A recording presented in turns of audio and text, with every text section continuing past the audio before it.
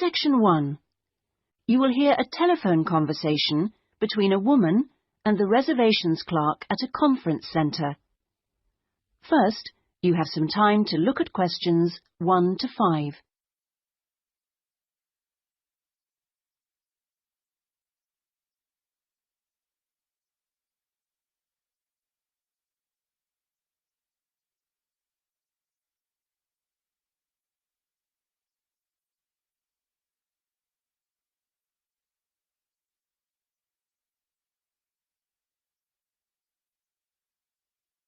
You will see that there is an example that has been done for you. On this occasion only, the conversation relating to this will be played first. Conference Centre reservations. Good morning. Hi, I'm interested in the computing conference next month. Future directions in computing? Yes, that's right. The title of the course is Future Directions in Computing, so Future Directions has been written in the space. Now we shall begin. You should answer the questions as you listen, because you will not hear the recording a second time. Listen carefully and answer questions 1 to 5. Conference Centre reservations. Good morning. Hi, I'm interested in the computing conference next month. Future directions in computing? Yes, that's right. Could I ask you a few questions about it? Of course. Okay. I know the conference is for 3 days, but actually I want to attend on the Friday and Saturday only. Will that work out to be any cheaper? Let me have a look. Well, you could register for the 2 days separately, but that wouldn't actually save you very much, as it still costs £35 for each day. In fact, if you could register for the 3 days, you also get an invitation to a free dinner on the Saturday night, so that's probably the better option. Right, I'll do that. How much will the fees be in that case? It's £75. All right. I'd like to register for the full 3 days. Now, can I pay that by credit card? I'm afraid not. You'll have to send a cheque to us. Or you can pay at the conference office. Fine. So it's probably easiest if I pay by check. Now then, what else do I need to arrange? Right. How about accommodation? I guess that's not included in the price. No, I'm sorry, it's not. But we do have a few rooms available for delegates at the conference centre if you'd like. Those are very cheap, but if you're interested, you'll need to book soon because there's always a heavy demand for them. They are only £15 per night, but they are very basic, and you'd have to get your own breakfast because they don't provide you with that. But it's very convenient because it's in the same building as the conference rooms. Uh-huh. Or there's a very reasonable guest house, which is £25 per night, and I think that includes your breakfast. Is it close to the conference center? It would be about a 10-minute walk away from here. I see. That sounds quite reasonable. Before you hear the rest of the conversation, you have some time to look at questions 6 to 10.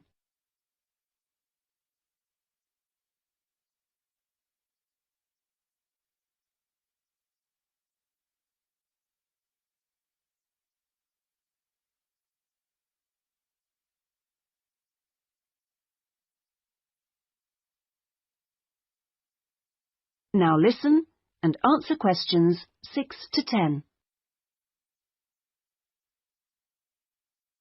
The details are all in our conference pack, which I'll send you. Great, thanks. That'll be very useful. Oh, and can you also send me an application form? Of course. I'll get that in the post to you straight away. Is there anything else? Yes, actually. Can you tell me where exactly the conference center is? Well, it's on South Park Road, and it's right at the end of the road next to the library. It's a 10-minute taxi ride from the station and will cost you £5. Otherwise, you can take the bus, which runs every half an hour from the station. That's the 21A, and it brings you straight to the conference centre. Right, got that. That is the end of section 1. You now have half a minute to check your answers.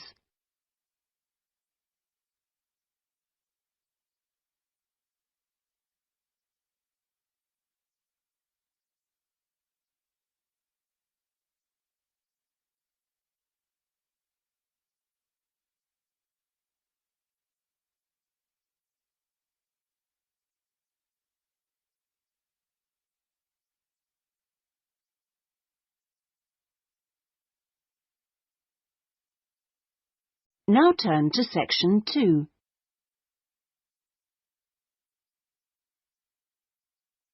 Section 2. Hear an introductory talk to a group of temporary workers at an international travel exhibition. First, you have some time to look at questions 11 to 13.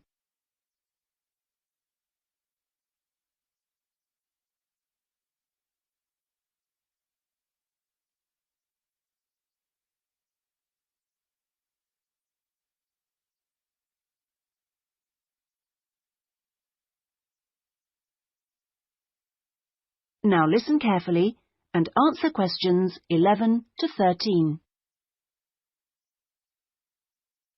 Good morning and welcome everybody. I'm Jenny Stewart and I'm the staff manager here at the Exhibition Centre. We're expecting this year's International Travel Exhibition to attract over 10,000 visitors a day, ladies and gentlemen, and you are among the 200 extra staff recruited to help look after them. Now, to help things run smoothly, we have divided you into 4 teams: the blue team, the green team, the red team and the yellow team. So first, I'll explain how the teams are divided up, and then we'll be giving you colour-coded T-shirts so we can identify you more easily. First of all, those who will be looking after the phones and handling all calls regarding the exhibition, you will be on the red team. Now, we've also put the entrance staff on the red team, and you'll be stamping the entrance tickets and giving out publicity leaflets, okay? Those of you involved in distributing entrance tickets will be on the yellow team, and we've also put those of you who'll be staffing the information booths around the conference centre on the yellow team, so you'll be getting a yellow T-shirt. Now, most of the hospitality staff have been put in the blue team, so the chefs among you and the kitchen hands will all need a blue T-shirt, but because of the sheer numbers, all waiting staff will be on the yellow team, and this includes the bar staff among you. Those who will be monitoring and directing the traffic in the car parks are on the green team, so you'll need to get a green T-shirt. This year, we've also employed a considerable number of attendants to direct the human traffic around the conference centre. Now, you'll be working in the exhibition hall at all times, giving directions and generally helping people whenever you can. And you will be in the red team, so please collect a red T-shirt. Before you hear the rest of the talk, you have some time to look at questions 14 to 20.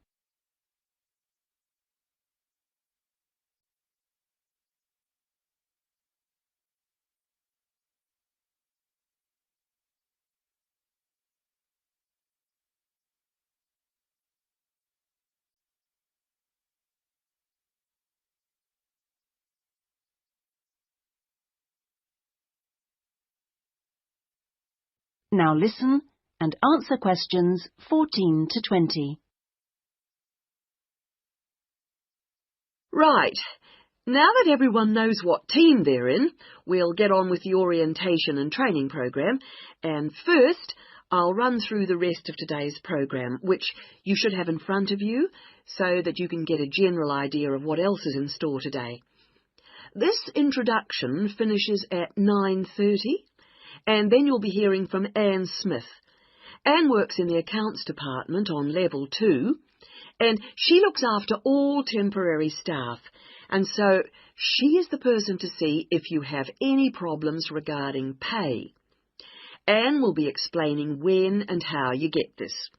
She will also be handing out your tax forms. And I will just stress that All tax forms must be completed and returned to Anne before your pay can be processed. Following Anne's talk, you'll hear from Peter Chen, our conference manager, and he will be going over a plan of the conference centre with you, which will help you to orient yourselves. He will also go through the security arrangements with you and show you the fire exits. Then, at 10:30, there will be a coffee break in the staff canteen, which is located down on the ground floor. Now, after the break, we'll be moving to a different location for a video presentation, so instead of coming back here, we'd like you all to go to Lecture Room 311. You'll find it on this same level just down the hall, and there you will be shown a video about important safety issues in the workplace called Safety at Work. We'll finish off the morning with lunch, which should give everyone a chance to meet and get to know each other, and we'll be serving you a buffet lunch in the main hall, which is on the first floor from 12 o'clock. After lunch, you'll be divided up into your teams to meet your team leaders, and we're hoping to be all finished by 3, so I won't delay you any longer, and I'll hand over. That is the end of section 2. You now have half a minute to check your answers.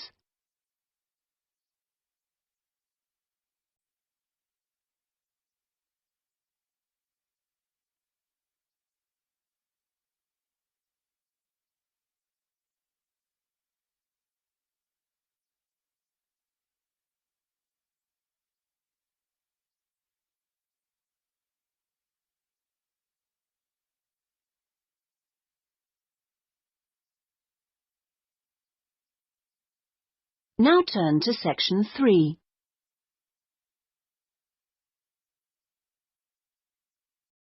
Section 3. You will hear a conversation between a librarian and an education student. First, you have some time to look at questions 21 to 27.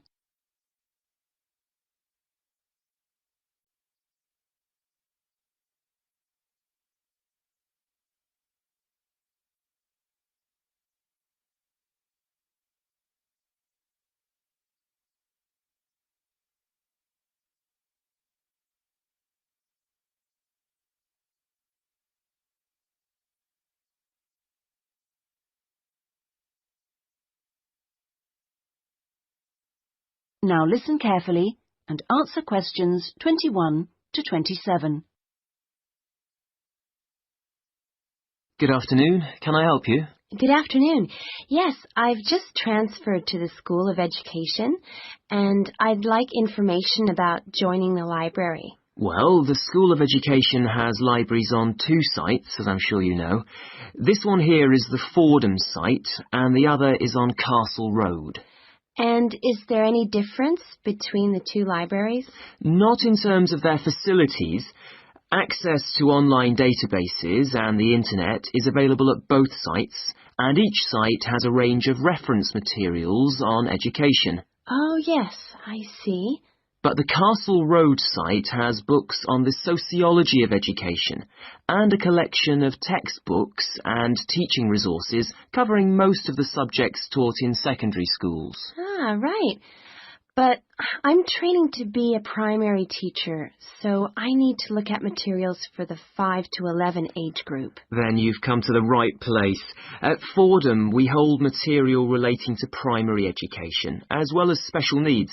But, of course, you'll need to familiarise yourself with both sites to make the most of our resources. You haven't mentioned periodicals.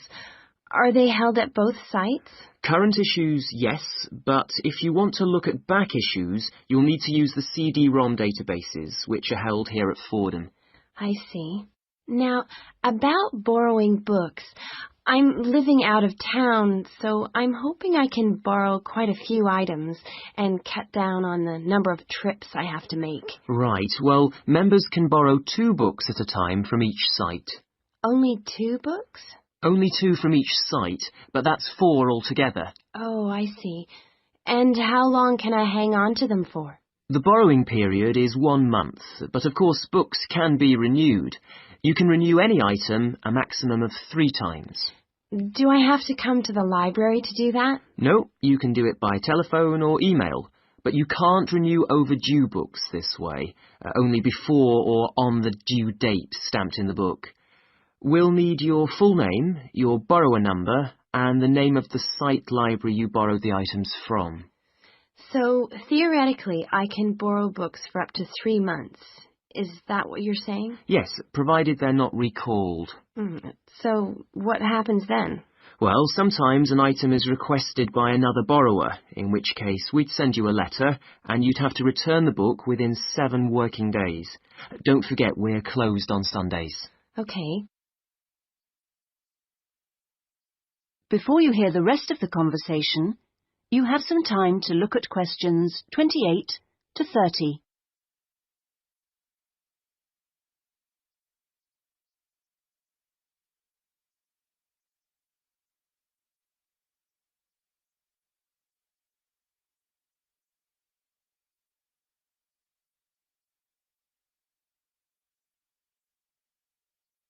Now listen and answer questions 28 to 30.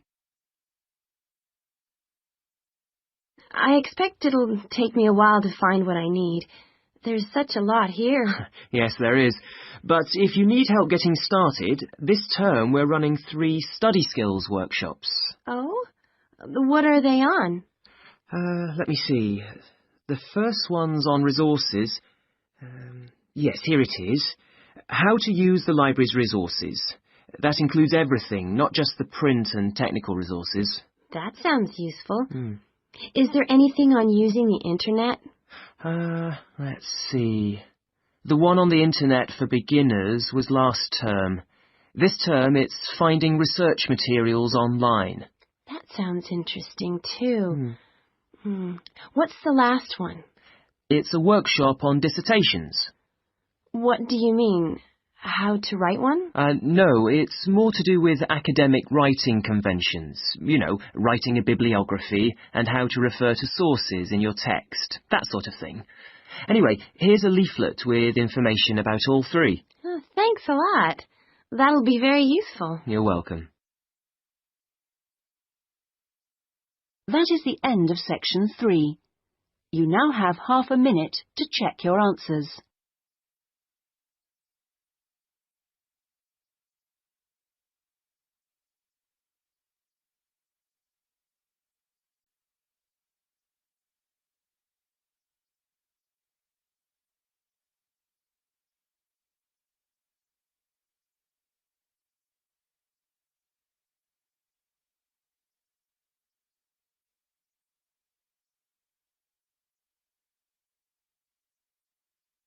Now turn to section 4.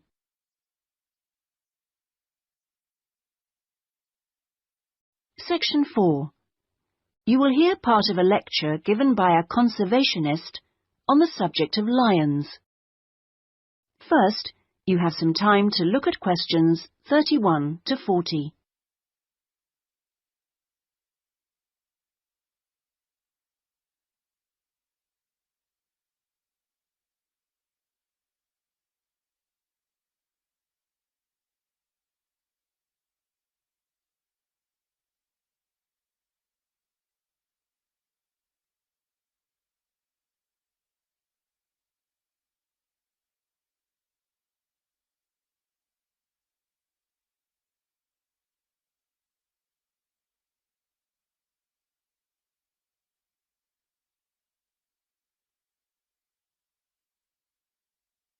Now listen carefully and answer questions 31 to 40. Well, most people think that lions only come from Africa. And you would be forgiven for thinking this because, in fact, most lions do come from Africa. But this hasn't always been the case. If we go back 10,000 years, we would find that there were lions roaming vast sections of the globe. But now, unfortunately, only very small sections of the lion's former habitat remain. My particular interest is Asiatic lions, which are a subspecies of African lions. It's almost 100,000 years since the Asiatic lion split off and developed as a subspecies. At one time, the Asiatic lion was living as far west as Greece, and they were found from there in a band that spread east through various countries of the Middle East all the way to India.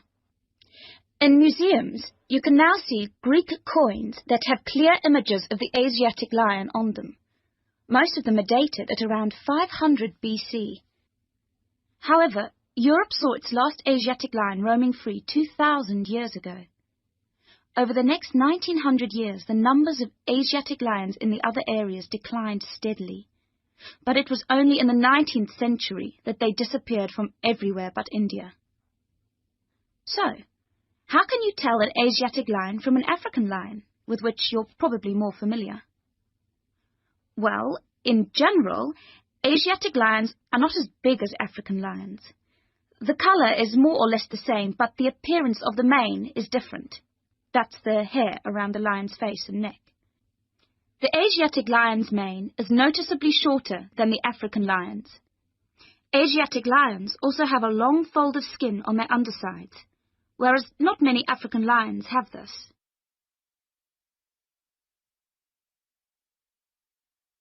Well, I'd like to talk to you now about the Gir Sanctuary in India. That's where I've just come back from. The sanctuary was established specifically to protect the Asiatic lion.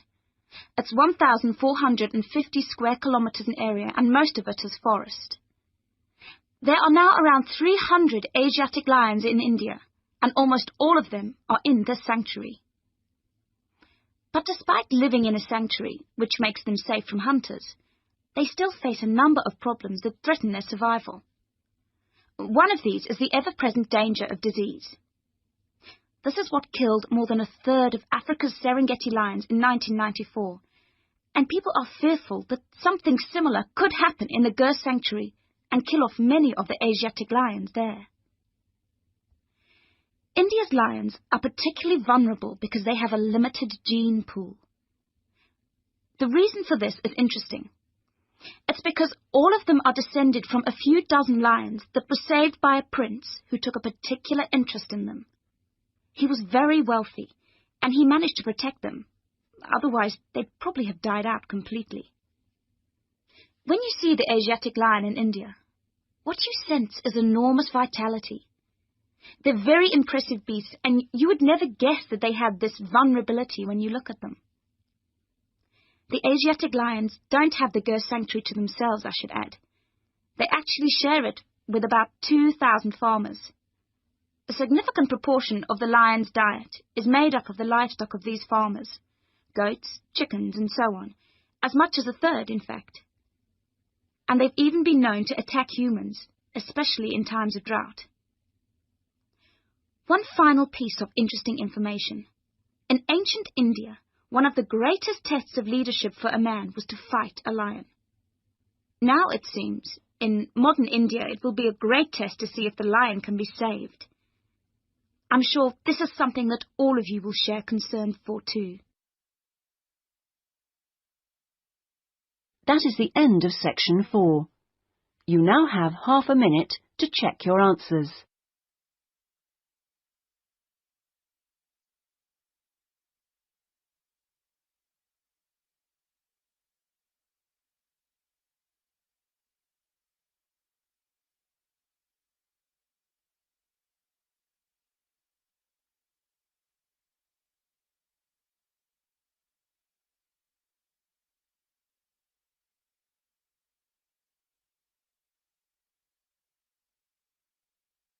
That is the end of the listening test. In the IELTS test, you would now have 10 minutes to transfer your answers to the listening answer sheet.